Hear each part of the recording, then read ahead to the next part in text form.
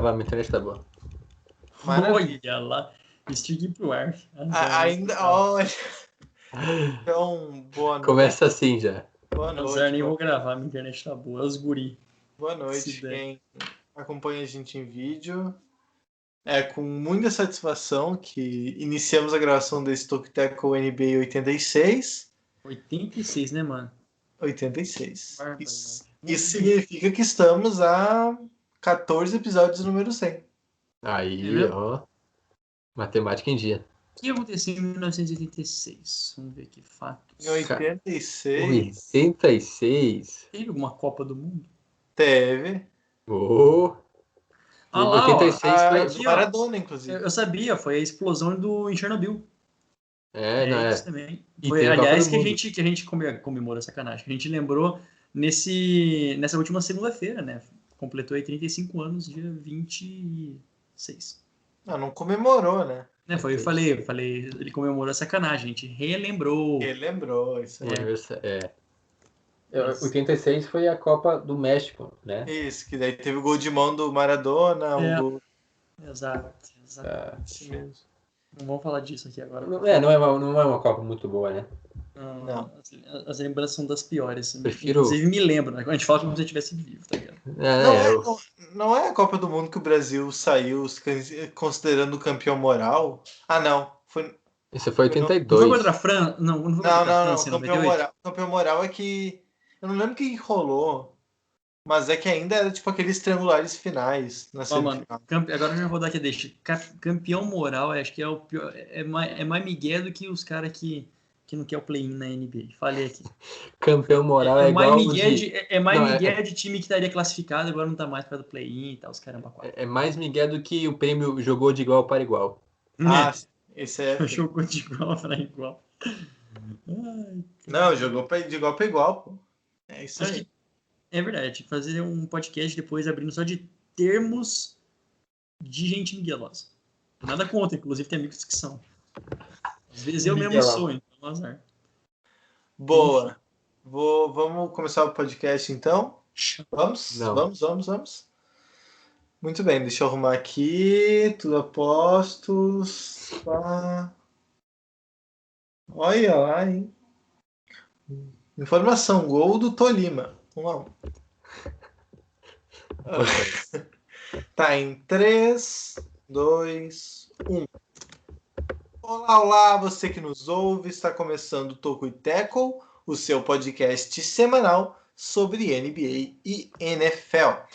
Seja muito bem-vindo ao nosso episódio de número 86. Eu sou o Rua Grinks e junto comigo está ele, Jonathan Momba. Frio, né, Jonathan? Muito frio aqui no Rio Grande do Sul. Conte aí, o que você está fazendo para fugir do ventinho geladinho? Me fala. Tudo bem, Juan? Tudo bem, Jonas? Espero que todo mundo que nos acompanha também esteja bem. Você não tá nem com casaco, cara, então não sei como é que tá. Com blusa, tô zoando.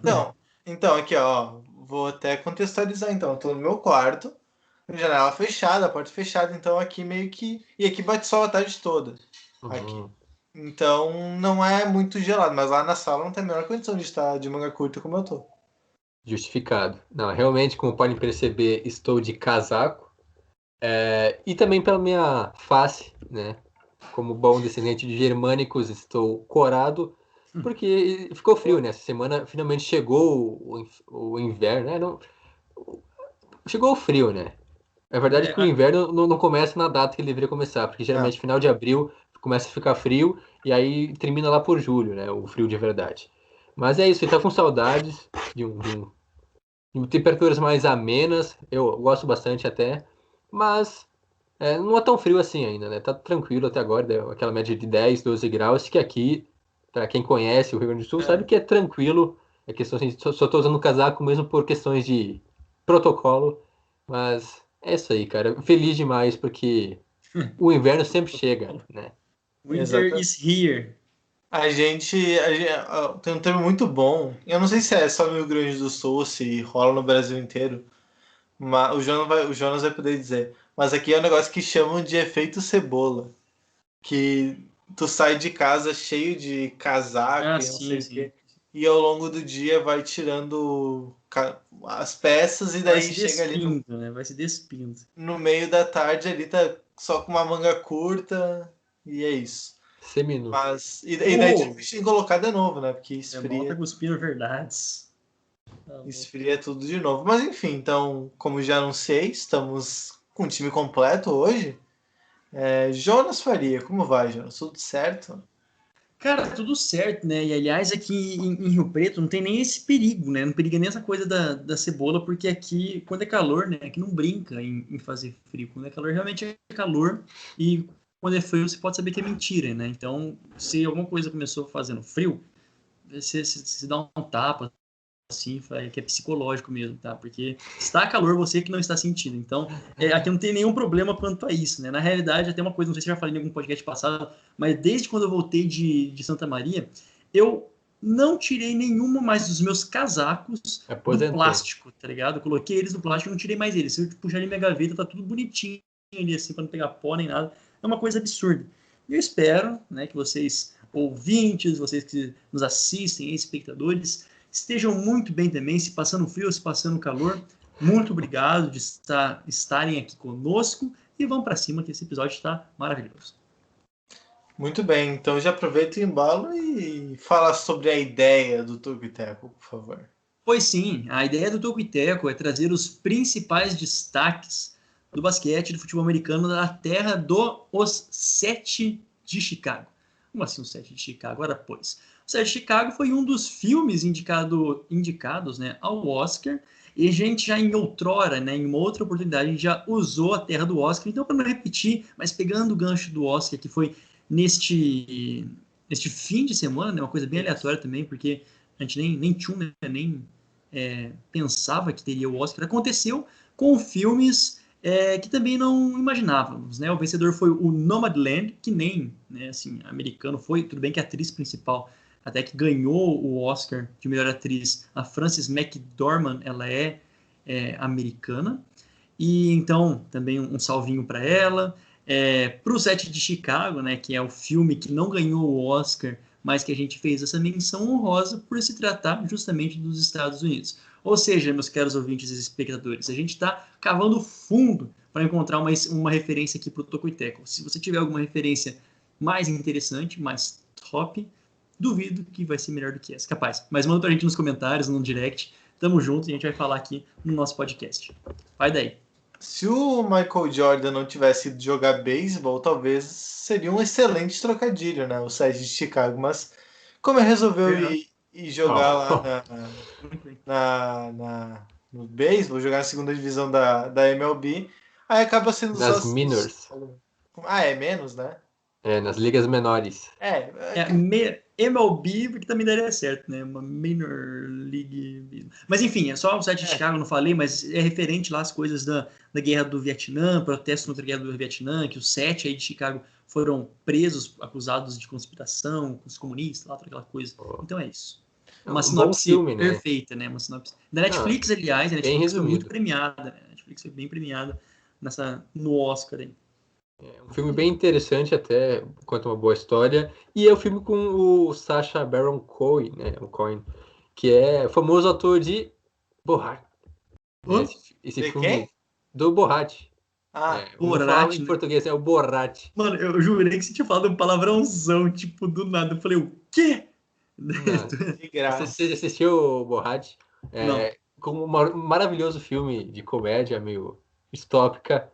É meio bagaceiro, em tese, assim, mas é um filme bem interessante, assim, um filme leve, né? Não é tipo o 7 de Chicago, que já traz todo um contexto, é um pouco mais leve para você assistir com os amigos. Disserte pra nós aí, o Juan, a respeito desse filme. Eu falar do Borat? Mano. Nunca vi, mano. Perfeito. Vocês não assistiram, olha. Now we are two. Cara, 2021, vocês acham que eu já vi algum filme? Sério. É um ator bem polêmico, assim. Ele é um filme meio assim, engraçado, mas ele traz uns negócios bem interessantes, assim. Tanto que o primeiro filme, né, do Borat, que é lá de 2006, O nome do filme é Borat, o segundo melhor repórter do glorioso país Cazaquistão, viaja à América. Então vocês já podem ter noção do que se trata o filme. Excelente. Barbaridade. Tá louco. Só para então dar minha parcela de contribuição para o momento cultural do programa, eu obviamente não vou indicar filmes, até porque, se vocês querem saber minha opinião sobre filme do Oscar, eu dei minha opinião no podcast da NFL, então voltem lá, que tá lá o que eu penso sobre os filmes do Oscar. Mas a Guerra do Vietnã é tema de uma excelente música dos Engenheiros do Havaí. E um abraço para quem não gosta de Engenheiros do Havaí, convido a se retirar do podcast. Tô brincando. Ô, louco! Mas é muito bom, eu fico indignado. Tem muita gente que não gosta, cara. Isso me deixa verdadeiramente chateado. Pois é. O povo perdeu a noção do que é cultura, né? Exatamente. Eu não sou o maior fã dos Engenheiros na questão, como posso dizer, musical, assim. Mas as letras são incontestavelmente, assim, geniais. Eu acho que nenhuma banda de rock conseguiu produzir tantos clássicos, se tratando de letras, questão de reflexão, porque realmente os caras, o Humberto Gessinger, para escrever, é um negócio, assim, de outro nível. E um outro fato aleatório sobre mim, antes de passar para os destaques, o único show que eu fui na minha vida, eu só fui em um show na minha vida, e foi do Humberto Gessinger. Lá em São Leopoldo, eu acho. Enfim. Valeu a pena. Valeu. Bem show. Mas enfim, ô Jonathan, sem mais delongas, me diga quais são os destaques dessa edição do Toco e Teco NBA. Neste episódio, então, sobre a NBA, falaremos, reta final já da temporada regular, sobre os times mais badalados do momento, a equipe do New York Knicks, que vive boa fase, uma fase prolongada já, né? Uma boa temporada, depois de muito tempo, o time tem totais condições de se classificar para os playoffs sem depender de play-in, que eu ia falar daqui a pouco, mas um time que vive boa fase. A gente vai falar o que acontece no Nova York, por que o time está dando certo, quem são os jogadores que estão carregando a franquia, levando a franquia a esse bom momento, e claro, então, também vamos comentar sobre o play-in, saiu notícia essa semana, então, sobre uma possível permanência, né, da NBA manter o play-in para as próximas temporadas. A gente vai abordar essa questão, vai debater sobre isso, se é uma boa decisão, se não é, os prós e contras dessa possível mudança na liga. Perfeito, então vamos começar falando sobre os Knicks, né? Aproveitar para falar quando eles estão bem, porque depois a gente não sabe, né? Ainda não boto minhas mãos no fogo para as próximas temporadas. Mas os Knicks, inclusive, jogaram agora há pouco, a gente está gravando na quarta-feira à noite, e venceram o Chicago Bulls. Com isso, eles vão para 35 vitórias e 28 derrotas. Eles têm 9 vitórias em 10 jogos. Não, 10 vitórias e 11 jogos. 10 vitórias e 11 jogos. Eles ganharam recentemente 9 jogos em sequência. Aí perderam para o Phoenix Suns no último final de semana. E daí, hoje voltaram a vencer o Chicago Bulls, venceram por uma margem de mais ou menos 10 pontos. Então, os Knicks vêm numa boa fase, vêm provavelmente no melhor momento deles na temporada. Primeiro, né? Claro, a gente tem muitas coisas para abordar dos Knicks, tem vários aspectos que podem ser falados, que tudo isso faz parte de um contexto geral, de uma montagem geral que leva os Knicks para o momento que eles vivem.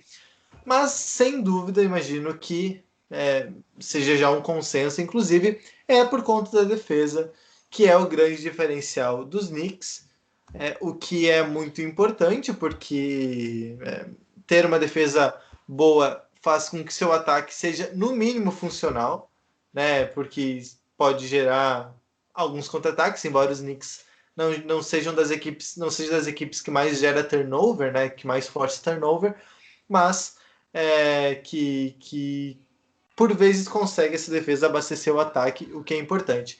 Falando em números, então, para dar um panorama mais detalhado. Os Knicks, então, tem a quarta melhor defesa da NBA em eficiência defensiva, 108 pontos para cada 100 posses de bola. Apenas Lakers, Sixers e Utah Jazz têm um aproveitamento melhor neste momento.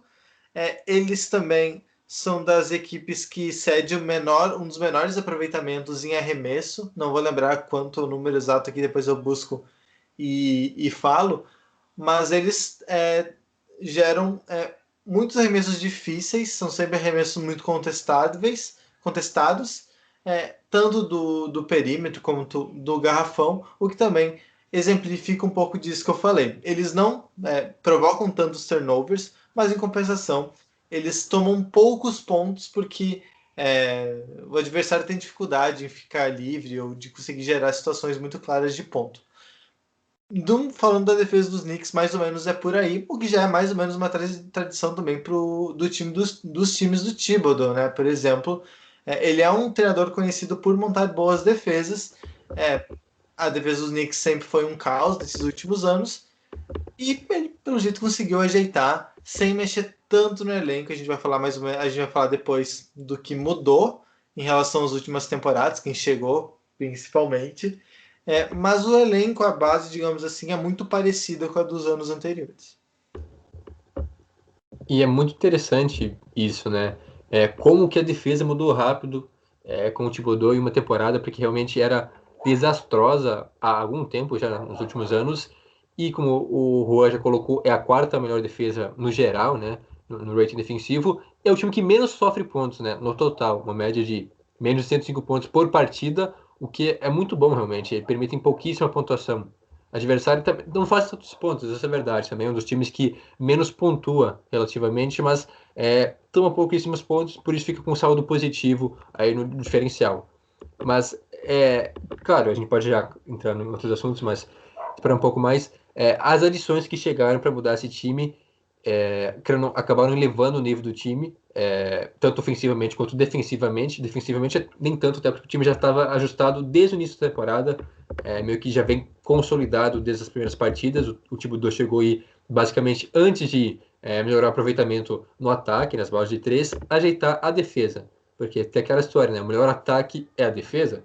Talvez. Pelo menos no Knicks, essa tem sido a tônica da equipe de Nova York, que melhorou bastante pelo lado defensivo, e aí para facilitar mais a vida no ataque, com os jovens jogadores se desenvolvendo, né? A gente pode analisar também a evolução do R.J. Barrett nessa temporada, que se cobrava muito dele depois do ano ruim. Não vamos forçar também, muita gente achou que ele foi muito mal, mas primeira temporada às vezes é difícil chegar e já jogar bem. O R.J. Barrett cresceu muito de produção, tanto pontuando quanto também em assistências, em rebotes. Defensivamente também se tornou um dos principais jogadores da equipe dos Knicks. Além dele, outro jogador importante que tem se citado da nova geração, né, o núcleo jovem da equipe dos Knicks, é o Emmanuel Quickley, que é um cara que não se esperava tanto, né, desse draft, acabou surpreendendo, tendo mais espaço que o badalado Obi Toppin, que até agora não deu as caras. Então, esses caras jovens, que se esperava razoavelmente bastante, mais o R.J. Barrett, né, por ter sido uma escolha alta no último draft, no draft não o último, né, o antepenúltimo, onde ele foi muito criticado por não ter se desenvolvido na primeira temporada. Agora sim tem esse crescimento que se esperava dele e assume um papel importante, um protagonismo nesse time dos Knicks, juntamente com o Julius Randle.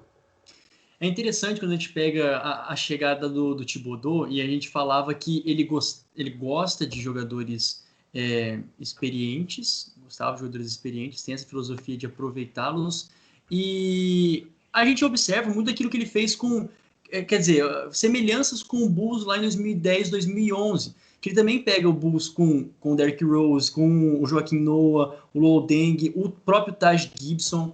Ele pega aquela equipe e consegue com os caras com um talento de herança assim, da antiga gestão, ele consegue fazer o Chicago Bulls viver momentos bons. Já naquela temporada ele leva a equipe para playoffs, consegue fazer isso lá nos 5 anos que ele fica nos Bulls, e nesse primeiro ano com os Knicks é como se é a mesma coisa. Ele pega fica lá o Julius Randle, o R.J. Barrett, o próprio Emmanuel Quickley que o João também mencionou, e ele conseguiu encaixar essas peças de tal maneira, e eu vejo assim, de tal maneira assim, porque ele contou com o Derrick Rose e o Taj Gibson. O que eles dois estão fazendo no papel de experiência, né, no papel de passar para os jogadores mais novos, está casando tão bem, né, casou tão bem que hoje a gente olha para os Knicks dessa temporada com uma sequência de 9 vitórias, e a gente já pensa assim, uau, já não é mais uma surpresa, né? Realmente os Knicks são um time bom. E pronto, acabou. Eles são um time bom porque o Thibodeau conseguiu fazer com que esses caras que ele herdou jogassem muito bem, sem precisar inventar a roda com o time. Né? Então isso é um ponto muito positivo desse primeiro momento dele com os Knicks, que agora coloca numa situação até que razoavelmente confortável, embora a gente não possa tomar ainda definições tão adiantadas, porque esse play-in é uma coisa meio doida. Então, por enquanto, os Knicks estão muito bem encaminhados com essas 9 vitórias ali, que mudou tipo, o moral do time mesmo, de modo geral. Eles começaram bem a temporada, eu lembro da gente falar que foi um dos times que começou, de certa maneira, surpreendendo junto com o Cavs naquelas primeiras semanas. E o que se falava sobre essas duas equipes era... será que eles vão conseguir se manter assim? O Cavs a gente viu que não. Eles perderam... Eles tiveram alguns problemas com lesão. O Garland, o Sexton perderam uns jogos importantes e isso afetou bastante. Mas os Knicks conseguiram se manter. E o que acontece com os times do Thibodeau em geral, né? Porque ele já é um treinador muito experiente, já está há alguns anos na liga, já tem alguns trabalhos importantes. Ele é o treinador daquele Super Chicago Bulls do Derrick Rose, que era o time muito cotado a ser campeão ali no começo da década, até que teve aquela lesão do Derrick Rose. E desde então ele nunca mais conseguiu ser aquele mesmo jogador. Então ele já era o treinador ali, com essas peças que o Jonas mencionou, o Taj Gibson, o Luol Deng, o Joakim Noah. Então era um time já com características defensivas muito fortes e principalmente com muito trabalho em equipe. Essa é a palavra-chave do Thibodeau. É um treinador que exige muita intensidade, tanto no jogo quanto nos treinos. Até dizem que é o treinador mais exigente da NBA, que inclusive às vezes ele perde vestiários por causa disso. Foi o que aconteceu no Timberwolves, por exemplo. Na última vez que os Wolves foram para os playoffs, era o Thibodeau, o treinador, que tinha o Jimmy Butler também. Isso. E fala-se que ele perdeu o vestiário justamente pelos treinos, porque exigia muito e era muito crítico, e isso não foi bem recebido pelos jogadores. Digamos que o Thibodeau seja dessa escola mais tradicional dos treinadores, treinador comandante. Tipo o Coach Carter, sabe? Engraçado você mencionar isso, né? Porque lembra quando o Butler ele foi para Miami, uma das primeiras coisas que a gente ouvia falar que ele estava indo para treinar 4 horas da manhã, que ia se puxar todo mundo e tal, isso, né? O Butler tem até, cara, ele tem essa, como é que chama? Ética de trabalho como algo que chama muita atenção. Ele sempre foi esse cara. Só que lá ele brigou com o Towns, com o Andrew Wiggins, então muita coisa aconteceu. E um dos motivos foi justamente o Thibodeau ser muito exigente. De lá para cá ele trabalhou muito pouco. Eu não lembro nem se ele teve alguma outra equipe. Se algum de vocês puder buscar a informação. Mas eu acho que ele não teve outra oportunidade desde que saiu dos Wolves. E daí ele vem para os Knicks com uma franquia muito embaixo, com o Thibodeau muito embaixo. E bom, ele chega, a gente já falou que os Knicks... Oi? Não teve. Não teve nenhum trabalho, né, para ver então como ele foi manchado mesmo, né? Os jogadores não queriam trabalhar com o Thibodeau depois do que aconteceu lá em Minnesota. E ele chegou nos Knicks com um elenco muito jovem, né? Eles teoricamente estavam finalmente construindo um elenco promissor com o R.J. Barrett, que já tinha dado alguns bons sinais, com a escolha do Obi Toppin, tinha o Kevin Knox, então o Mitchell Robinson, alguns jogadores que tinham mostrado boas coisas que poderiam ser aproveitadas. E ele chega, uma das primeiras coisas que ele faz é trazer o Derrick Rose. Até a gente falou aqui no podcast, eu fui um dos que critiquei a troca porque eu achava que ia atrasar o processo do Emmanuel Quickley. Não foi bem isso que aconteceu. O Quickley até tem jogado bastante e jogado ao lado do Derrick Rose, que é muito importante. Então ele serve como esse mentor. E do Taj Gibson. E esses jogadores são importantes por quê? Porque criam a mentalidade no time. O Derrick Rose é fã do Thibodeau. O Taj Gibson é fã do Thibodeau. Eles trabalharam juntos. E vice-versa. Exato. Eles trabalharam juntos nos Bulls. Aí quando o Thibodeau vai para os Wolves, também tinha o Taj Gibson e o Derrick Rose, e agora nos Knicks também tem esse trio. Então, faz parte do pacote do Thibodeau. E assim, o Derrick Rose tem jogado bastante, tem jogos que ele é bem decisivo, mas o Taj Gibson às vezes nem entra, ou quando entra tem poucos minutos. É para ter o vestiário, é para ganhar o vestiário e para criar mentalidade de treino, de entrega, de raça, de disposição nos jogadores jovens. E pelo jeito está funcionando, né? Parece que o time realmente comprou esse discurso do Thibodeau. E uma prova disso é a defesa ser muito boa e o resultado está aí. A prova desse carinho, né, como você disse, como eles trabalham bem, quando o Derrick Rose, lá então no Bulls, ele foi o jogador mais jovem, né, mais valioso, então MVP assim, mais jovem, da história da NBA. Bem no ano que os Bulls chegaram, né, com aquela 62-60 da temporada regular, enfim, jogaram contra a equipe o Heat do James, do LeBron James, enfim. E até uma das coisas que as pessoas esperam que é comentado, né? Por exemplo, da mesma maneira que o Derrick Rose deu esse salto logo de início na carreira dele, é que faça bem, por exemplo, pro Randall, né? Pro Julius Randle ainda não aconteceu, né? Tá indo bem, tá jogando bem e tal, mas que ele desse esse salto também, até porque já, desde 2015 na liga, espera que ainda engrene desde 2014, na verdade, né? Mas tá ali jogando bem, mas ainda não deu um salto tão grande como era esperado com o Derrick Rose lá no início da carreira dele. Mas eu acho que ele tá vivendo esse momento agora, né? A gente também não pode esperar que o Randall se torne o que foi o Derrick Rose. Eu acho que o teto deles é um pouco diferente, é um bom jogador, mas eu, pelo menos, nunca imaginei que ele fosse ser o cara de uma franquia de playoffs, assim. Isso. E ele tá se mostrando capaz. Claro que é apenas uma temporada, né? Uma amostragem pouca ainda. A gente vai ver na próxima temporada se realmente ele é capaz de manter isso, de se tornar o jogador dos Knicks a longo prazo. Mas é interessante isso, né? Já que comentaram sobre essa tríade que deu muito certo, e realmente os jogadores gostam muito do Tibbs e ele também gosta muito dos jogadores.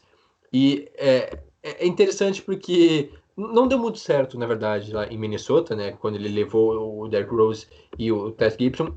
Os Wolves, claro que tinha vários problemas também, então acabou não encaixando o time. Tá há algum tempo já tentando encontrar uma sintonia e parece que não consegue encontrar um ritmo e não deu certo. Agora nos Knicks, a princípio, parece que voltaram a jogar bem. A gente sabe que o Derrick Rose já não é mais aquele, o Taj Gibson também é muito experiente, acrescenta bastante por esse lado, mas em quadra não vai fazer tanta coisa assim. E o Tibbs é um cara que chegou com chegou com tudo na NBA, né? Porque a primeira temporada como treinador foi justamente aquela em 2010, 2011, quando o Bulls teve 62 vitórias e ele foi eleito o treinador do ano na sua primeira temporada. E aí se criou uma expectativa em cima dele como treinador e ele acabou não correspondendo, né? Porque ele não teve uma evolução depois disso. Até o trabalho no Knicks foi durável, mas no Knicks, perdão, no Bulls foi durável, mas aí acabou sendo demitido, acabou saindo porque não conseguiu levar os Bulls além daquilo lá e alguns jogadores estavam saindo. Em Minnesota também não deu muito certo e agora tem a chance de reviver, então, bons momentos no Knicks. Claro que um treinador, como já foi comentado, um pouco mais estilo tradicional, um cara assim, não tão técnico dos jogadores, mas que vai cobrar bastante, um cara exigente, um cara meio família também, ao mesmo lado, ao mesmo tempo que cobre bastante os jogadores também, ele vai lá e dá um incentivo, trata com carinho os jogadores como se fossem filhos, e é isso aí, eu acho que essa pegada dos Knicks é muito bacana porque tá dando certo, mesclando jogadores experientes de confiança do próprio Thibodeau, como são os dois citados, e jovens jogadores. O Randall já não é mais tão moleque assim, mas ainda assim é um jogador jovem, com muito tempo de auge ainda na liga. E aí essa nova geração que a gente já comentou sobre o R.J. Barrett, o Quickley, que chegou agora, o próprio Obi Toppin, que pode ser para o futuro, né? Até agora não correspondeu, longe disso, mas tem bons nomes nesse time, um elenco jovem que pode crescer, né? Continuar evoluindo. Acho que ainda falta algo a mais assim para consolidar. Não sei se o Randall é capaz de ser o cara decisivo, por exemplo, em playoffs. O cara que vai resolver as partidas, mas pro que o Knicks está vivendo, né? Pro que era a franquia dos Knicks nos últimos anos, eu acho que já tá maravilhoso, assim, já é um baita de um refresco pro torcedor. Ninguém esperava nada, né? Porque Sim. a tendência natural era eles terem uma das melhores escolhas do próximo draft. Seria o caminho natural, digamos assim. Mas isso já indica. isso eu acho que era mais da porta para fora. Porque da porta para dentro, ninguém contrata o Thibodeau sabendo de tudo, todo o caráter dele, querendo tancar, né? Com certeza. Ele não é um treinador para construir. Não gosta de perder. Ele não gosta. Gostar de perder ninguém gosta, mas, tipo, ninguém contrata o Thibodeau, acho que para reconstruir. Eles queriam impacto imediato e tiveram. Né? Tá aí, a gente tá falando do Knicks que vai para os playoffs, certamente, e que, olha, a partida que eles fizeram contra o Suns, perderam. Mas eles perderam com o Chris Paul destruindo o jogo, conseguindo Isso. bolas absurdas, né? O Chris Paul precisou fazer milagre para conseguir vencer os Knicks, e mesmo assim foi muito apertado. Então, eles enfrentaram a segunda melhor equipe do Oeste, pelo menos na classificação, e venderam caríssimo É isso.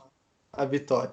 Então, olha, eu acho que é um sinal de que os Knicks, assim, não vou dizer que eles podem ir muito longe nos playoffs, final de conferência, acho que não.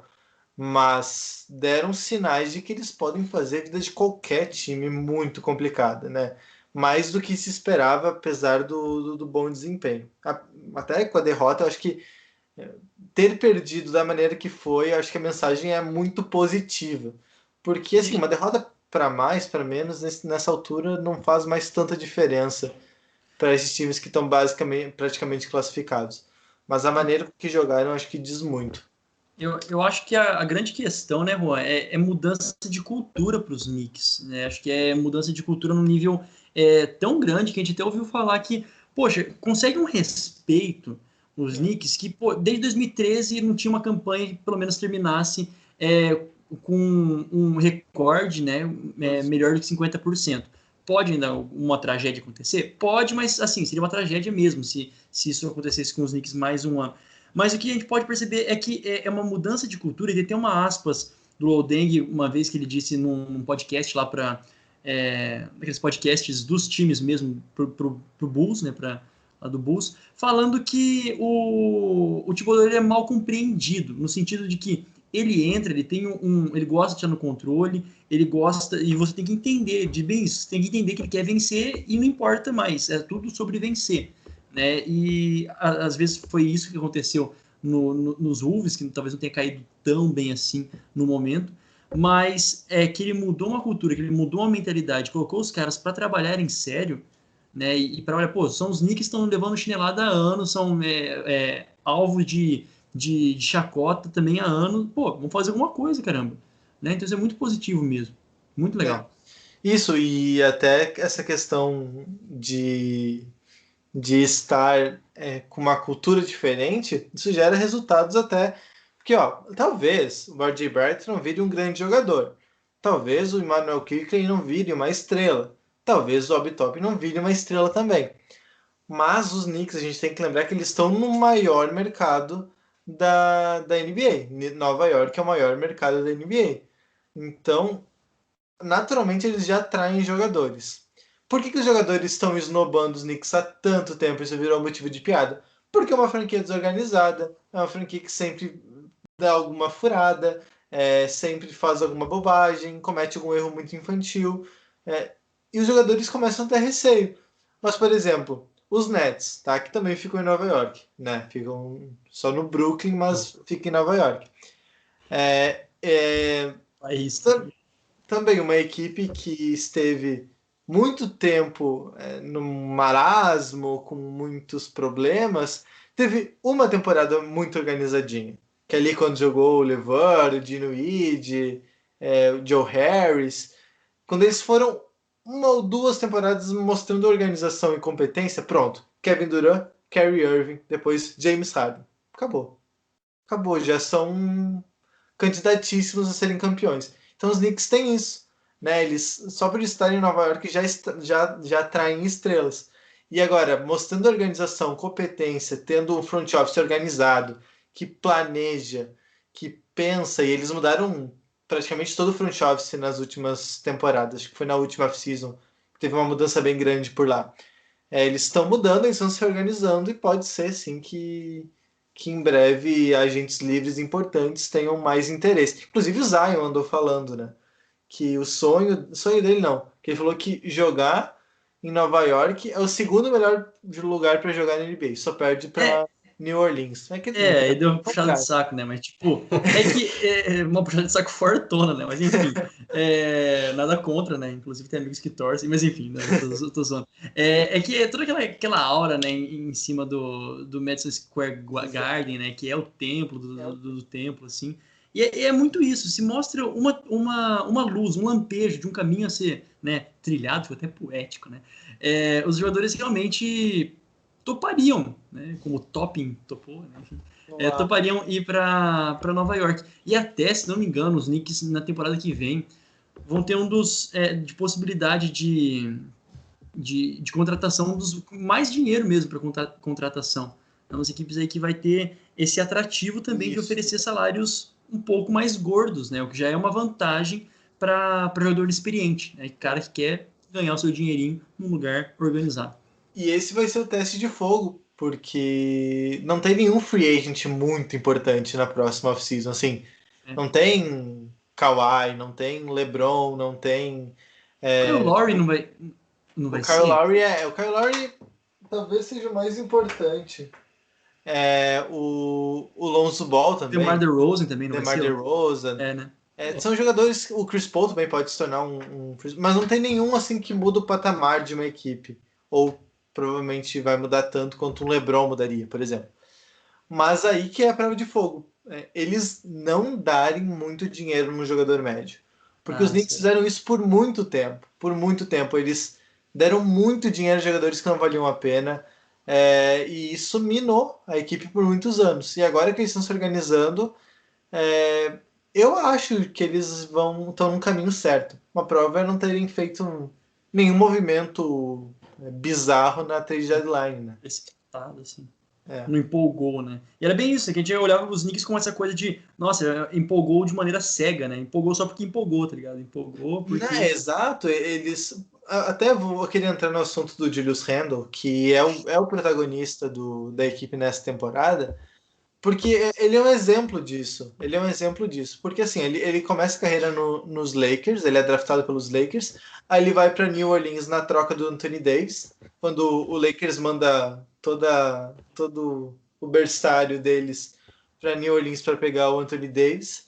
Ele joga uma temporada nos Pelicans, eu acho que ele vira um agente ele no mercado, e os Knicks contratam o Julius Randle, tipo, 4 horas depois de eles não terem conseguido, logo 4 horas depois de o Kevin Durant ter definido ir para os Nets. Então era tipo, queria, não veio, então vai o Julius Randle. Então ele já chega com um ar meio de... preferido, né, talvez. Segunda opção. Só tem tu e tu mesmo, entendeu? E ele tem uma temporada ok até, na última ele provavelmente foi o cestinha da franquia, não vou lembrar aqui se alguém estava na frente dele, mas com 19,5 pontos é provável que tenha ficado na primeira colocação.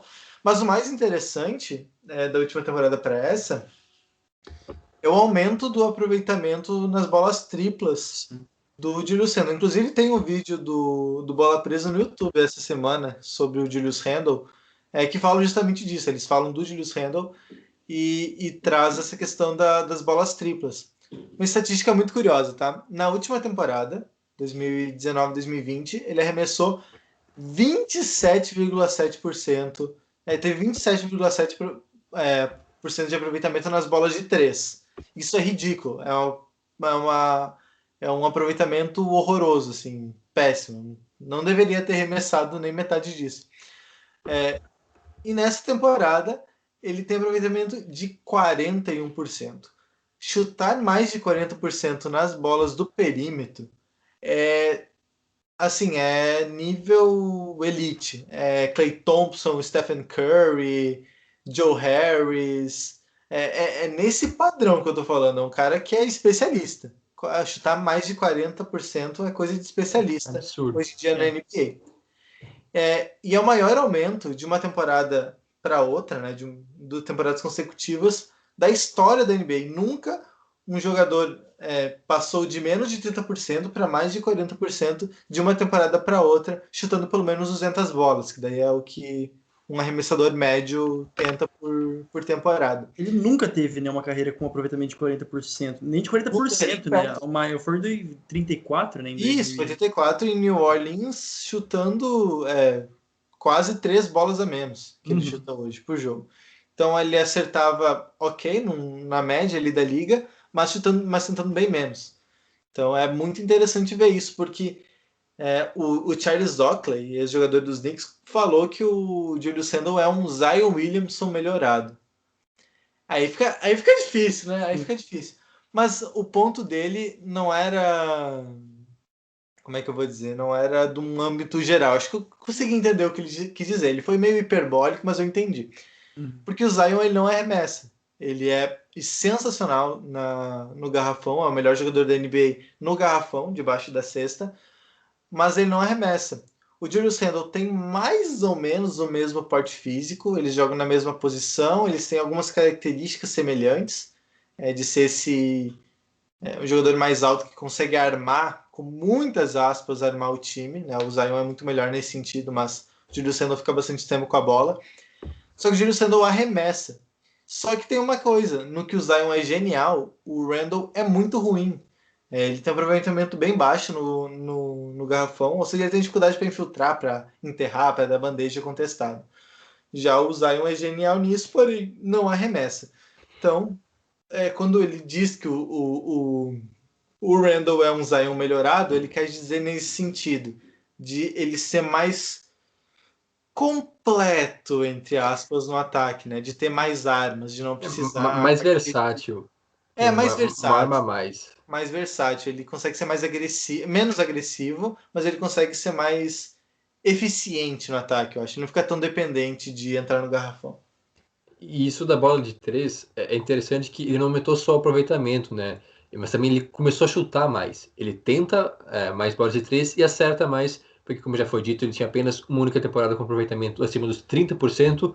E até então, nas 7 temporadas, nessa 7ª temporada dele na liga, ele nunca tinha uma média acima de uma bola de 3 por jogo, né? Na média, a maior foi na temporada passada, quando ele teve exatamente uma média de uma bola por jogo. Antes disso, não chegava a sequer uma por jogo. E agora, então, 2021, né, 2021, tem uma média de 2,2 bolas por jogo. Um aproveitamento muito bom, né? 2 chutes de 3 por jogo. Não é qualquer jogador que consegue manter uma média dessas durante toda a temporada. Realmente é uma evolução muito interessante. O jogador dando mais uma arma para ele. Porque, como o Roger disse, não é um cara tão certeiro, tão proveitoso assim embaixo do aro. Então, qualquer coisa que acrescente para o jogo dele vai ser bem-vinda, e realmente ele conseguiu se reinventar nessa temporada, trazendo mais alguma coisa para o jogo dele. E tem muita gente colocando ele, né, como um candidato, né, ao MIP. Vai ser, né? E eu acho que vai, né, porque realmente não tem ninguém que tenha tido uma evolução nesse nível, né, do Randle. Ele fez uma boa temporada ano passado, mas nada comparável a essa aqui. Eu acho que realmente, para mim também, é o meu candidato a levar o prêmio. Também não querendo ser injusto, né? Ele realmente está jogando muito e a grande questão é que quando a gente olha, por exemplo, para jogadores que a gente também não imaginava, o Nerlens Noel, que pudesse estar jogando bem, também tem feito partidas muito boas, o Red Bullock, todos eles têm dado esse suporte para que o Randle possa se destacar, né? E também não adianta falar que, o cara tá jogando sozinho. Na realidade, tá funcionando tão bem esse esquema do Knicks, que ele tá tendo a melhor temporada, né? Realmente a melhor temporada da carreira dele, comprovadamente, quando a gente olha e fala assim, o cara tá acertando as bolas de 3, né? Tem aí uma boa média, só para encerrar, então, esse gancho do aproveitamento de bola de 3, mas a grande questão não é nem essa, né? Ele tá tendo um aproveitamento de bola de 3 muito melhor na carreira, mas a questão é que ele começou a arremessar mais bolas de 3, no sentido que ele está arriscando mais, ele está indo para a linha arremessar mais vezes, que mostra a segurança dele, o momento nessa curva de, tá jogando com segurança, isso é muito importante, e por isso que também não vejo um outro jogador que possa tirar esse prêmio do Improved Player of the Year, né, do melhor jogador aí que cresceu na temporada. Isso. E só para finalizar, então, o que fez justamente ele melhorar nas bolas triplas é uma conversa que ele teve com Kobe Bryant. Saudoso. Ele tinha conversado com o Kobe sobre melhorar o arremesso dele e o Kobe falou assim, para você melhorar, você tem que arremessar 1.500 bolas por dia, vai para uma quadra e arremessa 1.500 bolas por dia, que seu arremesso vai melhorar. Ele fez isso, aproveitou para fazer nesse período de pandemia, né, que os Knicks não foram para a bolha, então ele ficou de março a novembro treinando a bola tripla. Se ele arremessou 1.500 bolas por dia, eu não sei, não contei, não estava lá para ver. Duvido que ele tenha contado, né? Mas que melhorou é inegável, então é interessante isso também de trazer aqui. Falamos bastante do Julius Randle, dos Knicks. Mas eu vou ver se eu encontro a conta enquanto você vai fazendo aí o momento merchan. Vou ver se existe uma conta que diz para você criar um hábito o tanto de repetição que você tem para fazer e o tanto de excelência, para você chegar na excelência de qualquer coisa que você faz. Tem lá, tipo, uma fórmula do tempo que você tem que gastar naquilo, cara. É muito bacana. Eu vou ver se eu encontro. É ciência comprovada, tá? Boa, mas enfim, pode vou fazendo merchan e você busca. Rua, antes Nossa. de fazer o merchan, só uma última informação. Agora, os próximos jogos do Knicks vão ser muito interessantes, né? Porque vai ter um baita teste antes dos playoffs, ou antes do play-in, né? Caso a equipe não consiga a vaga direta, que no início de maio, que na verdade maio já está chegando, né? Então, daqui a uma semana, a partir do dia 5, vai ter uma viagem pelo Velho Oeste, onde o time vai enfrentar, então, Denver, Suns, Clippers e Lakers em sequência.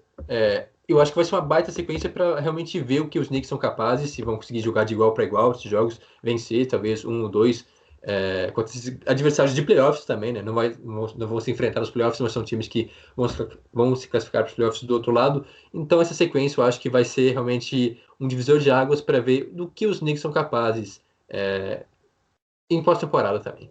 Eles têm um dos piores calendários ainda, né, na NBA. Se não me engano, é um dos 5 piores. Mas enfim. A gente tem o nosso site, tokuiteco.com. A gente coloca textos. Nessa semana tá tendo texto diário, inclusive em dose dupla, tripla, quádrupla, dependendo do dia. Tá sendo muito texto, então acesse lá tokuiteco.com.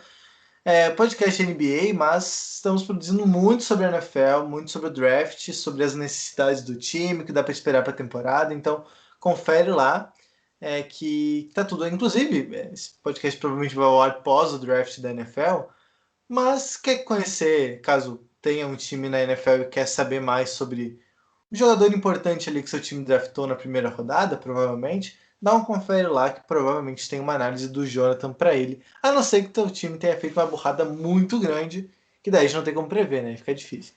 Mas, caso entre no nosso site, aproveite para participar do podcast, lá na barra Participe do Podcast, manda uma mensagem, uma pergunta, interação qualquer, um comentário, que a gente lê aqui no podcast e interage com vocês. Estamos no Twitter e no Instagram, no @tokuiteco, e também no Facebook, em facebook.com/tokuiteco. Temos também a nossa newsletter semanal em tokuiteco.com, tokuiteco.substack.com, semanalmente no seu feed lá do Gmail, do Hotmail, do Yahoo, tudo aí, né? Acho que são os principais. Você acessa lá e recebe um resumo das principais notícias da NBA e da NFL. De maneira resumida, muito simples, muito prático, mas que você vai estar muito bem informado sobre o que rolou de mais importante nos últimos dias nas duas melhores ligas dos Estados Unidos. Você pode ouvir esse podcast também no Spotify, na Apple Podcasts, no Stitcher e no Google Podcast ou em qualquer outro agregador que esteja acontecendo no mundo, né? Estamos nos principais, se não em todos, inclusive. Caso a gente não esteja em algum que você ouça, manda pra gente que a gente dá um jeito de colocar lá também. Estamos também em vídeo no YouTube, é só procurar pelo nosso canal no YouTube, Talk Tackle. O podcast vai na íntegra, com alguns pitaquinhos antes e depois da gravação, que é mais um acréscimo ali, é mais uma pitadinha a mais no nosso conteúdo. Além dos podcasts na íntegra toda semana também, eventualmente sai algum texto, algum vídeo novo por lá, com a gente comentando ou falando sobre algum assunto específico. Se fizer isso, se aparecer lá no nosso canal, não esquece de dar like, de se inscrever e também de ativar as notificações, que daí você não vai perder absolutamente nada do que tiver sendo postado por lá. Teve informação aí, Jonas? Sim, senhor. Mano, Aliás, tá, então a primeira é que um hábito, existe um estudo do University College London, da Universidade College de Londres, que diz que um hábito simples a ser criado, você precisa de uma prática, no mínimo, uma repetição de 21 dias para se ter um hábito, tá? Que a primeira coisa não é excelência. Então, é 21 dias para hábitos simples, embora hábitos um pouco maiores até 3 meses, tá? Isso aí também cientificamente comprovado. Agora, falando em excelência, né, tá? A gente está falando das 1.500 bolas lá do menino, existe também tentando pegar aqui certinho a fonte, mas existe um consentimento, não sei se, um consenso, perdão, não sei. de uma prática para você chegar na excelência, ela deve ser praticada por, no mínimo, 10 anos, recorrentemente, ou 10.000 horas de prática deliberada. Né? Então, azar, vou pegar a moda bicho e fazer 10.000 horas daquela coisa. Então, meus amigos, a gente vai pegar no final do ano, vai ver quantas horas de podcast a gente gravou, e vai começar já a subtrair disso daí, né? Vai até chegar no modo excelência. Mas era realmente isso, né? Esses dois números não me eram estranhos, só fui confirmar mesmo. 10.000 anos, 10.000 horas para se chegar na excelência, né, de prática deliberada. Acho que o Michael Phelps fala disso em algumas entrevistas. Tem vários. Tiger Woods fala disso também. Acho que Tiger Woods que fala mais disso. Enfim, era isso aí a E prática. quanto a isso, é assustador. Pensa só, 10 É, mil horas jogando golfe. é, Nossa, tem que ser muito guerreiro para aguentar. É, uma Mas, partida aproximadamente, né? mais ou menos isso, né? Mas quanto ao podcast, levando em consideração que atualmente a gente faz 1 hora cada podcast, 10 mil podcasts. Tá quase, muito tá bem. Muito quase, tá bem. quase. Estamos quase ali, né? Chegamos a 86. Se a gente somar certinho ali, ó. 86 mais 86, você sabe a resposta, né? Não vou fazer aqui cento e de setenta e cabeça. dois. Exatamente, aí, ó. 9 fora, estamos quase. Estamos quase fechando ali. Vamos para Bem, cima, gurizada. É isso. bom, então a gente tem alguns minutos para falar sobre uma novidade, ou uma possível novidade para as próximas temporadas.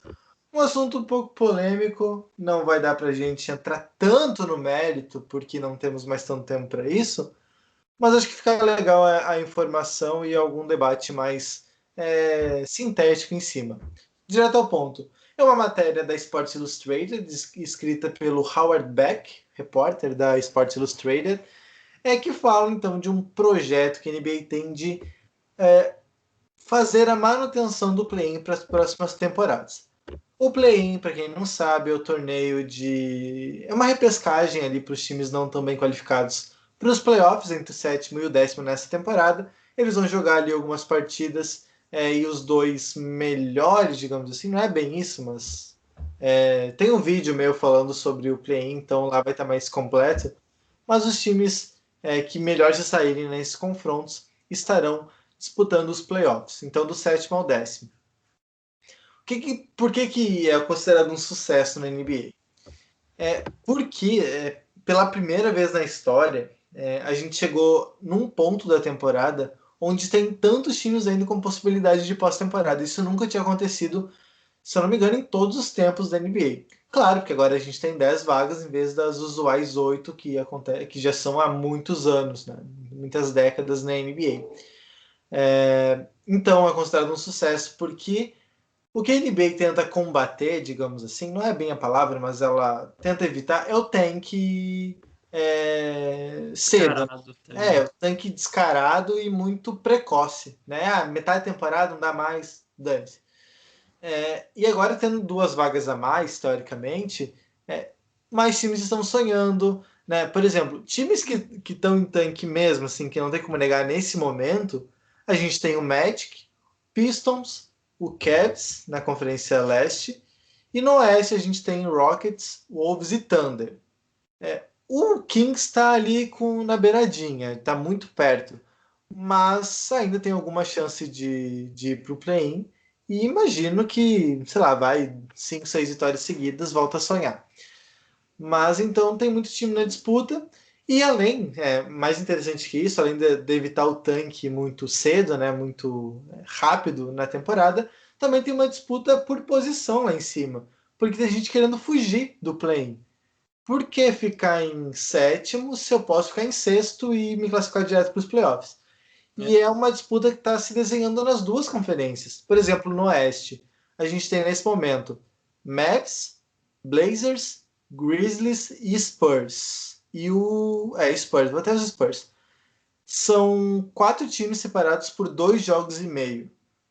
E desses 4, só um escapa do play-in. Então tem uma disputa aí que pode perdurar até o final da temporada. E na Conferência Leste, por exemplo, a gente tem Pacers, Hornets, Heat e Celtics. Tiveram jogos hoje, então vai mudar alguma coisa. Mas também são 4 times separados por 2 jogos e meio, disputando 2 vagas diretas. Não, uma vaga direta para o playoff também. Então tem uma disputa nos 2 setores, digamos assim. Os times querendo entrar no play-in, os times que foram mal na temporada, começaram mal, enfim.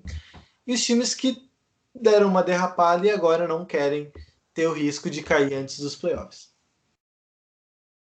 Aí varia do que cada franquia busca, né, para a temporada.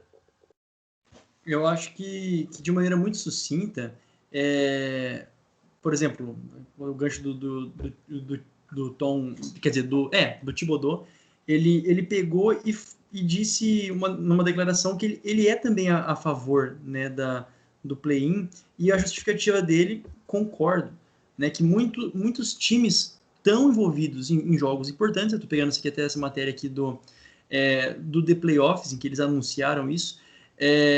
Muitos times envolvidos em jogos importantes, e isso é positivo para a liga, ok, né? Então também concordo nesse sentido, os times competindo mais além e se esforçando mais, ou para não ficar na zona de play-in, ou para entrar no play-in, essa chance ainda dos playoffs. Ao mesmo tempo, como você disse, Ron, no início do destaque, da manutenção do play-in para as próximas temporadas, também calma o torcedor, né? Eu acho que vale a pena esperar, usar em 2 temporadas, ver se realmente é isso, né? Se os times não encontram outros subterfúgios, né, para burlar o sistema. E se for positivo, aí mantém. Não precisa, acho que, bater o martelo num ponto assim. Agora a NBA vai continuar com isso ad eterno. Não sei se é bem por aí que seria o caminho ideal, sabe? Então, o play-in existe desde a última temporada. Foi criado para a bolha, porque, bom, ali era uma situação muito atípica, então foi uma maneira que a NBA implementou de tentar achar alguma justiça.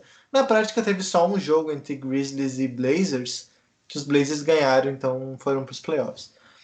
Mas nessa temporada, então, foi definido que era do 7º ao 10º, porque a temporada regular tem 10 jogos a menos, então, para não atrapalhar algum time que tem uma arrancada tardia, que tem 10 jogos a menos, né, teriam 10 jogos a menos para vencer, ou algo nesse sentido, então a NBA criou esse mecanismo para levar um pouco mais de justiça para os playoffs.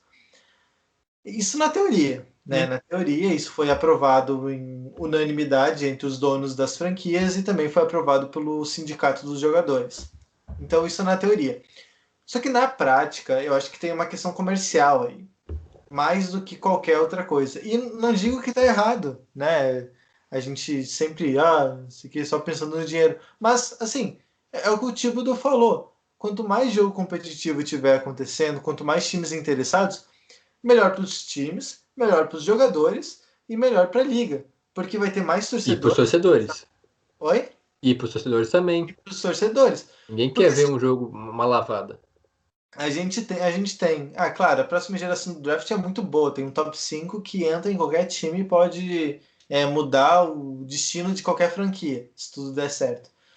Mas é meio frustrante de torcer para um time que não quer vencer ou que não tenta não vencer.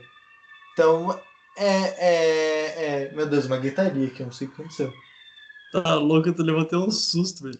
Vai que esse tá bom. Isso não é filme, não? Não é filme esse negócio, não é nada? É pessoa. Mano, não sei o que aconteceu. Eu acho que deve ser alguma coisa com o Big Brother. Não, a TV tá desligada, velho. Acho que a minha mãe abriu um vídeo. Me Não, assustei. mas pode ser em outro lugar, talvez não seja nem teu apartamento.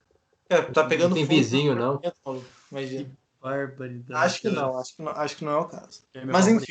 enfim, voltando ao que eu tava falando, então é bom pra todo mundo. É bom pra todo mundo que tenha bastante gente interessada. Óbvio que esses times que estão no play-in não vão ser campeões, né? Não é que eles estão buscando. Isso é um desafio? Não vai acontecer, não vai acontecer. Prove o contrário. Mas é interessante de ver mesmo, porque, sei lá, um Warriors da vida pode chegar nos playoffs e ganhar 2 jogos numa primeira fase de playoff e complicar a vida do Suns ou do Jazz, né? Eu Então, tô pela baguncinha, tá ligado? A coisa pode acontecer, filho. Vai que o negócio fica muito louco. Então, tipo, deixa vir, assim, particularmente, eu acho mó da hora. e tem aquilo, porque o Doncic reclamou, É, exato. o Doncic reclamou falando, não sei por que jogar 72 jogos pra não se Ser classificar para os eliminado. playoffs. Tem que jogar. Só que assim, ele falou quando os Mavs estavam em sétimo, então eles estavam no play-in. Por outro lado, quem foi? Era o general manager de algum time que tá no play-in, acho que do Wizards. Acho que foi do Wizards. Que ele falou: não, excelente a ideia do play-in, acho super justo. Então, assim, quem tá sendo beneficiado tá adorando. Quem tá sendo prejudicado não vai É, gostar, né? Isso é básico. eu acho que a principal questão aí é fugir do play-in, né? No caso, os times que estão brigando por uma vaga direta estão mais empolgados, mais interessados em jogar a sério para fugir do play-in do que os times que querem entrar no play-in, né? Para poder disputar o playoffs, assim, eventualmente. Tem esses dois lados, né? Porque realmente parece que os melhores times que iriam para os playoffs, se tivessem 8 times, né? Iriam normalmente, querem tentar fugir do play-in. Então acaba tendo essa divergência de opiniões, mas de fato torna a liga mais competitiva, tem mais jogos atrativos. Mas uma questão que eu gostaria de levantar mudaria o calendário da liga? Porque uma eventual temporada normal teria 82 jogos mais play-in, É, diminuiria então o calendário da liga para acrescentar o play-in. Essa é uma questão importante que tem que ser decidida também. a NBA discute a diminuição do calendário há alguns anos já, mas não tem nada de concreto. Tipo, vamos diminuir a partir de tal ano. Pelo que eu entendi, claro que é tudo ainda muito especulação, a gente nem chegou nos playoffs, isso provavelmente vai ser aprofundado na off-season. Mas pelo que eu entendi, a NBA manteria os 82 jogos, calendário normal, e daí teria mais o play-in, e daí o play-in, pronto, aí seria para evitar o tanque muito cedo de alguns times. Seria esse o motivo, não seria mais para amenizar a diminuição do calendário. Não Mas não sei sei, se eu gosto disso, cara. Eu acho que pode ser um gatilho. 82 jogos mais play-in, eu acho que dá para diminuir um pouco o calendário e fazer o play-in. Então, porque aí sim os jogadores vão reclamar, porque são 80 jogos, e aí chega lá e você tem que jogar mais o play-in. Pode ser que numa noite ruim, ou 2 noites ruins, eu acho que são 10 Exato. melhores de 3, você é eliminado por todo um trabalho duro de uma temporada. Esse é o caso, essa é a questão. Esse é o grande debate que se tem, na real.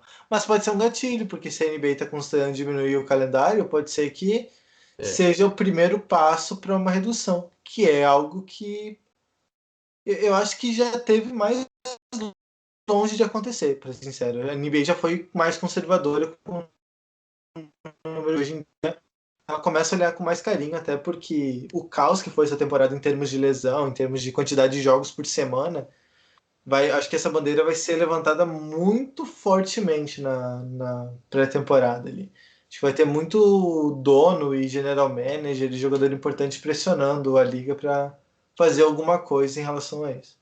Ou de repente espichar os jogos, pensando na quantidade de jogos, né? Fazer calendários mais espaçados, no máximo 3 jogos por semana, talvez não 4 ou 5, né? Que é meio absurdo. Mas enfim, não sei se o Jonas quer colocar algo.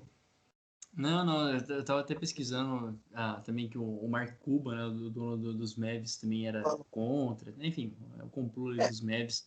E, e aí eu descobri, cara, tipo, foi mal, tá, Brasil? Tipo, não sabia mesmo que o Mark Cuban, ele apresenta o Shark Tank, cara, lá dos Sim. Estados Unidos, cara, muito, muito bacana, cara. Enfim, mas é isso aí, eu tava viajando aqui nas ideias, vendo umas paradas que ele tá... É, que ele apoia umas criptomoedas lá no, Uhum. que foi criado. Achei muito louco, cara. Eu tava viajando, foi mal. Desculpa aí. Ele tem lance com criptomoeda. E ele Tem é um bem, lado empreendedor. É bilionário também, assim, tipo, o cara e tem. ele é bem midiático também. Ele é, Sim, assim, de longe é o dono da NBA que mais aparece. É, claro, o eu, cara é apresentador do Shark Tank. E eu lá o Shark diria, Tank é não. outros 500, né? Não é que nem o Shark Tank aqui no Brasil, não. É outros... Não é isso aí, não é um Cara, muito... programazinho meio jogo escanteado assim. Eu assisti algumas vezes e não gostei muito assim aqui no Brasil. Mas quanto ao Cuban, Eu acho que é alguma coisa de Dallas, talvez. Porque ele é, com certeza, o mais conhecido, né? O proprietário de time da NBA e na NFL. Já tem um pouco mais, mas eu acho que o mais icônico e mais polêmico talvez seria Jerry Jones, Ah, dono do Dallas Cowboys, time da América. Então, os dois times de Dallas, né, da NBA e da NFL, são caras que gostam bastante de aparecer, né? São midiáticos. Então, talvez seja alguma coisa com Dallas, né? Com Texas. exato. Pode ser que tenha a ver mesmo. Mas é bem legal de acompanhar, porque sempre o Cuban tá se manifestando. E ele influencia em troca, ele sempre tá. Ele trabalha mesmo, não é desses donos que fica só ganhando dinheiro e Só pagando salário. fazendo. Ele realmente trabalha ajudando ali no front office. Acho isso interessante. Às vezes interessante, né? Tem dono que se mete muito e mais atrapalha que ajuda. Mas é o patrão, né? Vai fazer o quê? É isso. Vai reclamar do cara? Ai, ai, muito bem, então a gente vai ficando por aqui. Deixa eu pegar o roteiro aqui. Onde que vai Achei. falar? Lá, vai falando. O Tocoiteco vai ficando por aqui. Não esqueça de seguir a gente no Twitter e no Instagram, no @Tocoiteco. Também temos o nosso Facebook em facebook.com/Tocoiteco. E também acompanhe o nosso site lá no facebook.com. Facebook.com. Não, o site. Eita, Brasil. Não, Facebook é Tocoiteco, é Facebook Google. /tocoiteco.com. Isso, o site é tocoiteco.com. Eita, ó. Desculpa, galera. É E só também. procurar Tocoiteco, cara. É tudo. A gente resume isso Exato. aí. Cara, é a convergência de mídias, já diria Vamos o simplificar esse Quem? encerramento aí. Jenkins, Castells ou. Jenkins, Ah, né? tá. Jenkins que um dia vai participar do podcast. O McLuhan, o MC Luhan. MC Luan, MC Luan. Também assine a nossa newsletter lá em tocoiteco.substack.com, lembrando que é gratuita. A gente fala assinar porque é o termo que a Substack usa, mas é gratuito, não se assuste, a gente não vai cobrar nada. Por enquanto, né? Por enquanto a gente não vai cobrar. Duzão. Ouça também o nosso podcast semanal sobre NFL e siga também os nossos perfis pessoais. Eu estou lá no @JuanGrings e você, Jonathan, onde é que tá? No @Jonathan Momba. E o Jonas? Jonas Faria no Instagram e Jonas Faria _ no Twitter. Muito, muito bem. Então, obrigado a quem acompanhou a gente até aqui. A gente volta então na próxima semana com mais um episódio do Toco e Teco NBA. Até lá, tchau. Alô. 1h04, 1h04. Hoje é um novo. Ainda não é um novo dia, né? Ainda tá. Não, ainda dia não. 28. Véi, tô. Terminamos antes da meia-noite. Isso já é um progresso. Isso, cara, ouvinte, você, ou que é espectador, né, na verdade, o clutch time de hoje, assim, eu acho que talvez seja o clutch time mais cansado da história do. Hoje tá embaçado. Os caras estão cansados. E amanhã tem draft, né? Pelo menos amanhã, você não vai estar vendo isso amanhã, né? Já deve ter passado o draft da NFL, mas. Coisa Será? Não sei não, hein? Eu me garanto, hein? Acho que não terminou ainda essa hora. Será que não? Não sei. É que o primeiro dia é meio demorado, né? Os times têm tempo pra pensar na escolha, então é aquela coisa. Cara, Dá pra TV viajar americana passar a VT, fazer toda uma análise, dizer que o cara é bust antes da escolha do próximo. É verdade. É verdade. E a gente vai, aliás, a gente vai fazer, Zona, a gente vai fazer live, não sei nem se a gente vai fazer live, seria legal. Não, aqui dá pra prometer, porque vai lá só depois, né? Então, exatamente. Então vamos fazer uma live, a live mais completa do Brasil, ao vivo no nosso Instagram, comentando todas. Não todas é que as vai 256 escolhas do draft. A gente vai estar na ESPN comentando. Vai estar o Paulo Andrade. Não é Paulo Andrade. Paulo Antunes, Paulo Andrade não é um poeta? Não, Paulo Andrade é o narrador, cara. Narrador. Qual que é? O Paulo Antunes. Paulo Antunes. Vai respeitar o Paulo Andrade, caramba. Paulo Andrade, assim, quando ele pega pra narrar a Premier League, Jesus, até arrepia, mano. O cara é brabo, cara. Acho que ele, acho que ele é o melhor narrador da Premier League. Eu acho que é o Paulo Andrade. Modéstia à parte, assim. Não só da Premier League, eu acho que. Não sei se é o melhor narrador do futebol como um todo, mas um dos melhores ele é. Não, é melhor. Não, sim, eu tô falando atualmente, assim, quem que é o melhor, então, de voz, questão de cadência, eu gosto muito, cara. Assim, é legal de assistir. Pra mim, assim, melhor eu ainda acho que o Galvão Bueno, cara. O cara é tipo, gênio. Não, a questão é falando de narrador, não de alguém que aparece 2 vezes por ano pra eventualmente narrar um jogo, porque ele não narra mais. Desmerecer, né? Sem querer Não, desmerecer. você quer desmerecer porque ele tem totais condições de fazer isso, né? Por toda a história dele, mas tipo, ele só narra jogo o quê? Brasil e quando tem algum jogo importante, sim, final de Libertadores, Mundial, algum jogo do Supercopa Flamengo, do assim. Brasil, ele narrou também. Tá, vamos lá. O É melhor muito narrador, estrelão. então. Talvez seja o Eu Paulo gosto. Andrade. Tá bom, vai. Tá bom. Talvez seja o Paulo Andrade. É. Eu gosto E tem aquele muito. cara lá Eu que eu... gosto muito do Milton Leite também, modéstia à parte, mas faz uma cota mesmo, assim. Rogério Ceni é chato pra... Para isso mesmo. Que beleza! Parental Advisor. Acho que o Milton Leite. Agora. Tá. É, Eu não vou falar naqueles que eu não gosto, mas tá bom. Eu vou falando dos que eu acho. vai que os caras ouvem, né? Não. Pô, vai que eu tenho uma chance real de ser contratado por eles, né? Então vamos Exatamente. manter aqui de boa, Não, né? Vai que de repente mantém. aqui o Galvãozinho pega para assistir o nosso clutch time, aí é complicado. Filho. Aqui é o scout. A parte Não a dá gente pra não ser pode. também de Cléber Machado. Kleber Machado. Clebão Machado, aliás, uma das melhores páginas do Instagram, Clebão Machado. Parei de seguir esses tempos, mas, cara, muito bom Clebão Machado. Por que parou de seguir? Uma das melhores páginas, parei de seguir, mas é Não, bom. mas é bem legal. Sigam lá, que é maneiro. É muito bom. Entendi. Cléber Machado. E o Mas, André Não, Henrique? eu vou ser sincero, né? Eu tava assistindo o Aqui, ó, jogo como hoje, fazer o André Henrique? Vai assim, ó.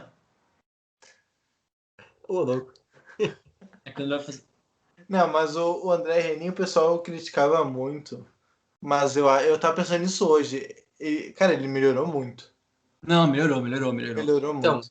aí que tá, minha Melhorou opinião, mesmo. até porque eu assisti o jogo hoje, na verdade. Aham. Ele não é ruim. Ele não é um narrador ruim. Não. Longe disso, ele tem qualidade e tudo mais. Só que às vezes é uma questão de realmente de preferência, de não agradar as pessoas por questões, às vezes, de bordão. Tem gente que não gosta muito de cara assim, que gosta mais de uma narração séria, mais padrão É, assim. Tem quem gosta mais de uma narração desconstruída, mais descontraída, na verdade, né? Despojado. cara, Então, disruptiva. ele Só pra falar um exagera um clutch pouco às time que eu não vezes, falei. né? Alguns jogos são chatos de assistir. Por exemplo, PSG. Não dá pra assistir jogo do PSG com o Renan narrando, mas no Não dá pra geral, ele assistir é o jogo do Neymar com o André Renin narrando. Essa que é a questão. Tipo, mas assim, o que eu não gosto dele a gritaria estridente, entende? Se ele gritasse, tipo, é uma coisa, mas é que ele gritava muito mais, era meio mais estridente, Não, né? Então melhorou. era só isso que desagradava um pouco. Mas, por exemplo, voltando, fechando com o Paulo Andrade, cara, a cadência da narração dele, os bordões sem ser forçado, né? Acho muito engraçado quando o cara dá algum erro, ele dá nele, bola. Acho muito bom, né? Quando, tipo, é muito bom. E é uma coisa assim, de boa, tá ligado? Assim, não é forçado. Dá pra ver que ele não é um cara, pô, sei lá, engraçado naturalmente, mas ele consegue botar uma parada cômica sem ser forçada, né? Ele é demais, cara. Eu acho que É muito. é um todo, né, que se complementa, porque a Premier League, melhor campeonato assim, de futebol, acho que nacional, no caso, não tem nem dúvida disso, um baita campeonato, uma baita equipe de transmissão, né?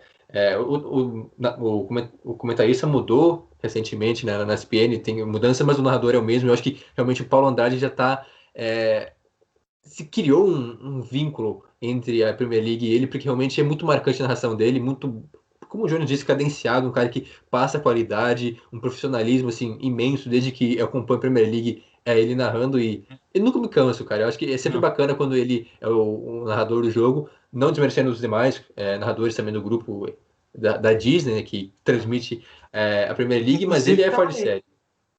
Hã? Não, Inclusive também. realmente, eu curto assim pra caramba. E. Ai, cara, o que que eu. Me fugiu, na real, o que que eu ia falar ainda sobre os bordões. Nossa, que saco, me fugiu. Esse é legal. Esse é uma contribuição. É triste, né, quando a gente lembra quer dizer, que a gente esquece que isso é uma coisa da hora que a gente ia falar, tá ligado? Que pena, acho que o mundo nunca vai saber o que eu tinha na cabeça, que triste, meu Pois Deus é. do céu. Tá, Mas vamos enfim, pode ficando por fechar. aqui, então. Já estamos chegando na 1 hora e Isso. 14. Você que ouviu até o final, aproveite para comentar qual que é o melhor narrador de futebol. Isso, perfeito. E O também melhor se quiser. comentarista é o Eduardo Agra, assim, os comentários dos caras são os melhores. Aquele jeito, sim, Mas a gente já foi pra outros esportes, né? é muito bom. Então falando de NBA, vamos soltar aqui. Não, Quer mas dizer, tá tirar de todo mundo falando NBA e de... vou fechar Sim, com NBA, só pra ficar bonito. boa. O Agra tem que dar uma cuidada na galeria de foto dele só, né? Que barbaridade. Tem que dar uma Que cuidada isso? só. Às vezes dá uns acidentes acontecem. Acontece o negócio. Assim. Mas então, pessoal, obrigado. A gente volta então na próxima semana. E fiquem com a gente, comente aí, interaja, é nóis. E se inscreve no canal caso ainda não tenha se inscrito. Falou, galera. Uma hora. Tchau, tchau.